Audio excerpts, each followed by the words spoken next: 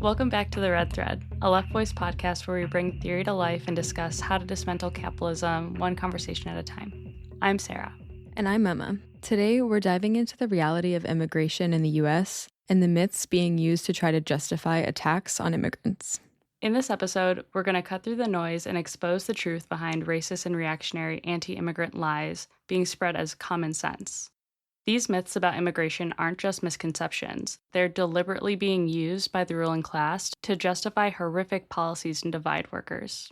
Yeah, and with Trump back in office and declaring a national emergency at the border on day one, the bipartisan war on immigrants has gotten even more intense. It's wild because we're seeing this ramping up of anti-immigrant rhetoric, but just to be clear, Democrats are just as aggressive in terms of sheer numbers of deportations. Like, Biden deported over 4 million people using the same policies Trump put in place during his first term. And before that, the Obama and Clinton administrations broke records with their deportation numbers. Now with Trump back in office, he's promising even more attacks and delivering. With his mass deportation agenda, the Trump administration is attacking undocumented people in particularly cruel ways. Right now, there's tens of thousands of immigrants in ICE detention. ICE is expanding its facilities, and they're even holding undocumented people in Panama, Costa Rica, and even Guantanamo Bay without legal access. Right. He's also effectively freezing asylum processes, working to end TPS for Venezuelan and Haitian immigrants, and DACA's future remains uncertain. ICE is allowed to enter hospitals and schools, and it's also reviving its racist task force program, allowing local law enforcement to question, detain, and even arrest people for deportation. And to manufacture consent for all these attacks, the rhetoric has gotten more reactionary too. And that rhetoric not only comes from Trump, who's literally posting what he calls deportation ASMR, it's also being repeated by capitalist politicians on both sides of the aisle. It's repeated by billionaires like Elon Musk, the corporate media. We even see union leaders like Sean O'Brien from the Teamsters adapting to it. And this trickles down to sectors of everyday people who are struggling to make ends meet and buy into these narratives. This is terrible, of course, but not surprising in an imperialist country where the ruling class peddles xenophobia and uses immigrants as a scapegoat for a capitalist crisis. But instead of being demoralized, or worse, adapting to this anti-immigrant common sense, we need to be the ones calling out these lies, making the connections between xenophobia and capitalist crisis, and fighting for a world without borders. Right. We have to show how attacks on immigrants not only affect undocumented people, but terrorize communities across the board. How they create an environment of xenophobia and racism affects millions of people. Exactly. And that's why we need to break down these myths so we can challenge these narratives in our conversations with family, with friends, with coworkers as we organize against these attacks. I'm a teacher, and at my school, for example, we're starting to organize to combat these myths, both by helping students critically think about these narratives, but also by organizing ourselves so we can make a plan to defend our school against ICE. So today we're going to look at some of the biggest myths around immigration and how they serve a specific purpose, to obscure how both parties are actually working together to advance policies that create and worsen migration crises, and most importantly, to divide workers and advance policies that hurt all of us. That's what the bosses and the capitalist politicians don't want you to know. Exactly. Let's get into it.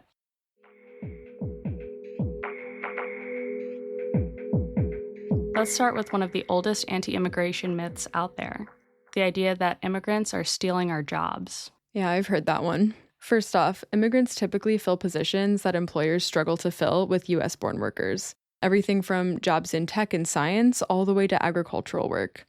There's two major trends that drive this. One, higher education levels and an aging population among US workers. Basically, fewer US-born workers are willing or able to take lower-paying jobs while immigrant workers are pressured to, whether from being unable to transfer their credentials or just being in dire straits. And when we look at undocumented immigrants specifically, they make up about 5% of the workforce. But here's what's really important to understand. When employers hire undocumented workers, it's because they can hyper-exploit them. Right. Paying lower wages, systemically denying benefits, ignoring safety laws. The real issue isn't immigrant workers. It's exploitation by the bosses. The second myth we need to tackle is another one that I hear all the time and it really doesn't make any sense, honestly. It's that undocumented immigrants somehow don't pay taxes and that they burden public resources. Oh my God, let me hit you with the numbers with this one. Undocumented immigrants pay an estimated $37.3 billion in state and local taxes annually. They pay sales tax, property tax through rent or home ownership, and get this, more than a third of their tax dollars go to payroll taxes and benefits they'll never even receive. It's so bad. They can't even access most public benefits. No welfare, no food stamps, no Section 8 housing. Even permanent residents have to wait more than 5 years to become eligible. Meanwhile, the rich are paying fewer and fewer taxes. And then there's this whole housing crisis argument. Please talk about this because it makes my blood boil. Right? So politicians say there isn't enough housing for residents, let alone immigrants. But here's the truth. There are currently 28 vacant homes for every one person experiencing homelessness in the US. Let that sink in for a second. The problem isn't lack of housing, it's capitalism, which treats housing as a commodity instead of a human right. Think about this. Immigrants make up 1 in 4 workers in the construction industry. Most of them not only won't be able to afford buying houses, but now are faced with the threat of deportation. Our rate shouldn't be targeted at immigrants. It should be targeted at the big developers and landlords who are raising everyone's rent. Then there's Trump's favorite myth, the so-called invasion at the border. Honestly, if it wasn't so messed up, it would be almost laughable that the US, the most brutal military power in the world, is calling this an invasion. Do you know how many countries the US has actually invaded? And Trump is using this myth to justify an escalation of the militarization of the US-Mexico border and designating cartels as terrorist organizations as an excuse to expand military power. Plus, at the rhetorical level, it's creating an us versus them narrative that is only dividing people who should be on the same side. But what's crucial to understand is why people are coming in the first place. This movement of migrants from Central America is the result of US imperialism and neoliberalism. From military coups to IMF structural adjustment plans, which impose austerity and destroy living conditions for working class in those countries, both parties have supported policies that create the conditions, forcing people to flee their homes. And once people are forced to flee, they face another cruel reality, which is being labeled as criminals.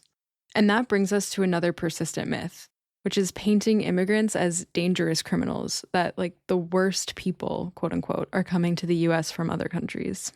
And somehow this lie is a justification for increased militarization.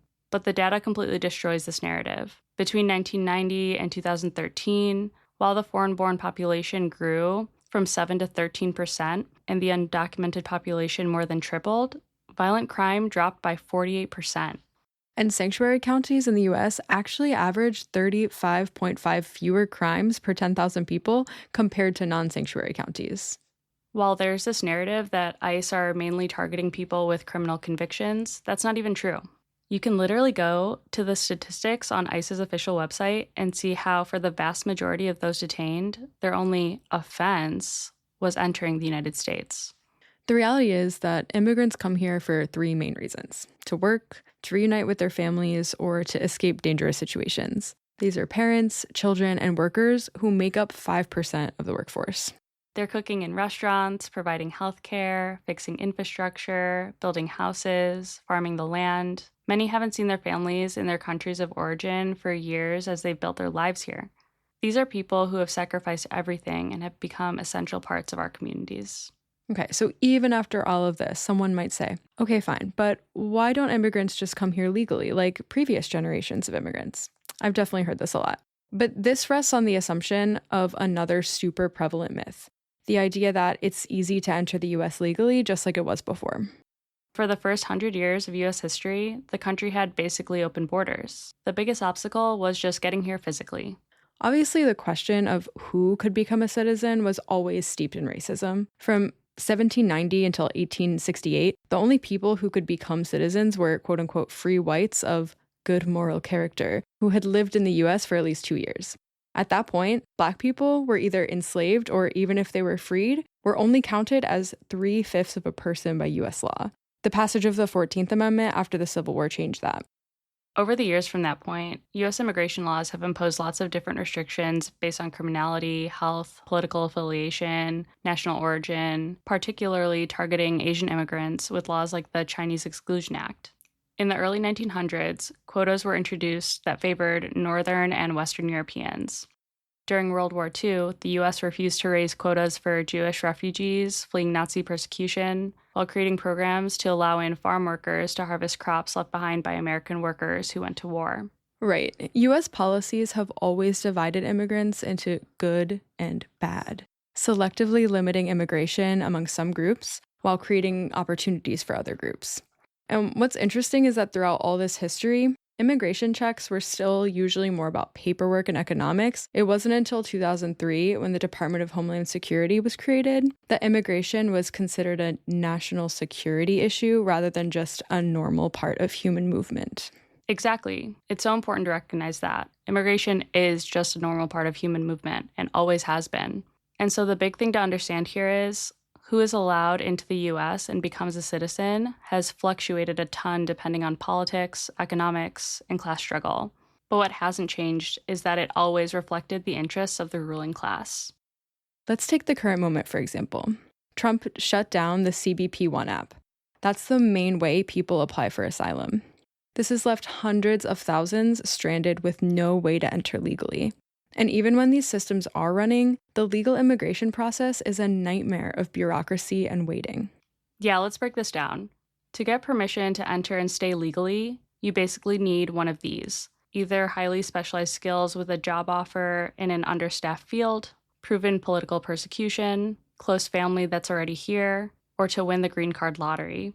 Those are literally your only options, and even then, you still aren't guaranteed an easy process. And for refugees seeking asylum, the screening process can take up to 2 years, if they even have the opportunity to be screened these days. We're talking about multiple background checks, fingerprinting, interviews, health screenings. It's endless. The system is so restrictive that many of the immigrants who came here in previous generations wouldn't even qualify under today's rules. And this brings us to something we really need to talk about. This idea that's been circulating about immigration policy being divided along party lines. Here's the myth, that Trump and the GOP are tough on immigration while Democrats are too weak. This might be the biggest myth of all, because it ignores how attacking immigrants is a thoroughly bipartisan project. Remember those 4 million deportations under Biden? That's actually 5 times more than Trump using the same Title 42 policy. Both parties support militarizing the border, expanding ICE and Border Patrol budgets, and maintaining aggressive deportation policies. And you know what's wild about the whole thing? Some people think that it's just about immigration policy, but it goes far beyond that. The anti-immigrant hysteria is deeply connected to the crisis of neoliberalism and the complete failure of both parties to provide any real solutions to economic problems and crises that are inherent to capitalism. So what do? Point fingers at immigrants instead. Exactly. Instead of addressing the root causes, including how US imperialism creates the conditions forcing people to flee their homes in the first place, it's in both parties' interest to scapegoat immigrants for every social and economic problem. Like, they created this mess in the first place. The US has been destabilizing these regions for decades. Right. And then when people are forced to flee, they turn around and blame them. And while Trump's rhetoric might be openly hostile, we've watched Democrats shift further and further right on immigration. They're proving they're just as willing to criminalize immigrants and militarize the border. And I mean, just last month, Congress passed the Laken Riley Act, a super anti-immigrant law that's going to expand the scope of deportations and even criminalize people who assist undocumented immigrants. 48 Democrats voted for it in the House, and 12 Democrats voted for it in the Senate. No party of capitalism is going to fix this. Capitalism relies on borders and immigration to be able to exploit all workers. Like, at some point, we need to stop falling for their divide and conquer tactics and start building real solidarity between immigrant and US-born workers.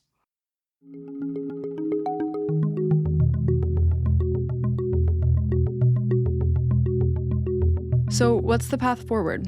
These vicious myths and escalating attacks on immigrants show how the system is preying on the most vulnerable among us, those who face hyperexploitation, criminalization, and constant fear of deportation.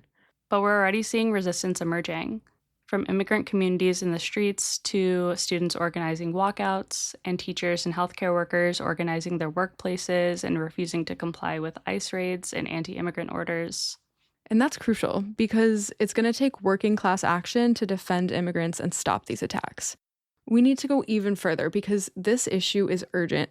We need to start talking to our coworkers, organizing in our unions, and calling on our union leaderships to mobilize. Like, if they're trying to deport my students, I would absolutely vote to go on strike to defend them. Workers are the ones who can hit bosses where it hurts, in their pocketbooks. So we have to organize that response to defend our immigrant coworkers, students, patients, and community. That's where our power lies. 100%. As socialists, fighting for immigrant rights and open borders are not just an ethical imperative, it's a very necessary step toward genuine international worker solidarity. Exactly. Instead of corporations exploiting workers and resources globally without restriction, we're fighting for a world where all people have the right to travel, live, work, wherever they choose. And that's what it really comes down to. Rejecting these myths to divide us and building real solidarity between workers within and across borders. And we fight for that. From the US to Fortress Europe to anywhere where people's right to freedom of movement is violated. Because only through that solidarity can we effectively fight back against the politicians and corporations that profit from exploitation while trying to pit workers against each other. And to fight for a world without exploitation and oppression.